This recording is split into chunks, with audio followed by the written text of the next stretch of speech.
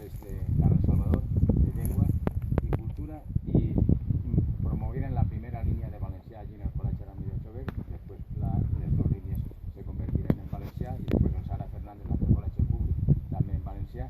Vull dir que encara que siga del moviment veïnal, però estem tota la vida vinculats i que com a uno jo personalment estic fent un treball que l'any que ve se compliran els 40 anys de l'Associació de Veïns, i el segon tema que vaig a plantejar és el que hem fet per la llengua dins de l'Associació de Veïns d'allí del barri. El segon capítol, vull dir que no serà l'últim de les coses que vull parlar d'allí. Bueno, pues he escollit de les obres completes del primer llibre del castell dels...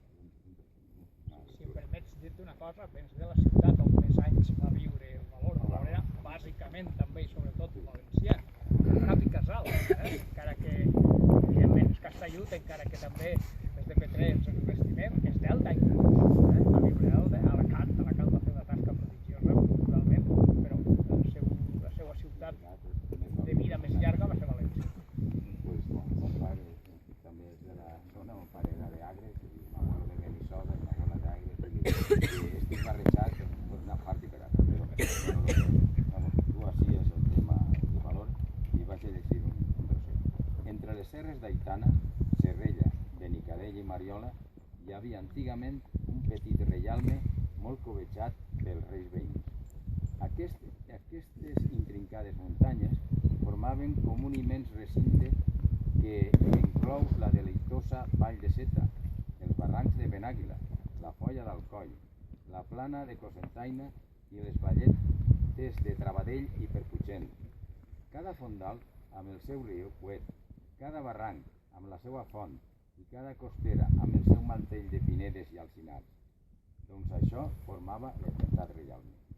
En aquells temps antics senyorejaven la contrada molts castells i castellers, com els de Penàguila, Alcoleja, Penella, Cocentaina, Beniarrés, i manant, sobretot, un avui desaparegut, llevat de 4 runes soltes, situat al peu d'un alt penyal encara coronat per uns torricons que li feien de visies, que s'anomenà Fortalesa de Benillup, on habitava Abdalà i Malik. Aquest moro dominava aquell bé de Déu de terres i llogarets i viles, de massades i molins fariners, de ferreries, blanqueries, fusteries, llobrador de carreter i tot el que es pertany a una contrada viva i feinera.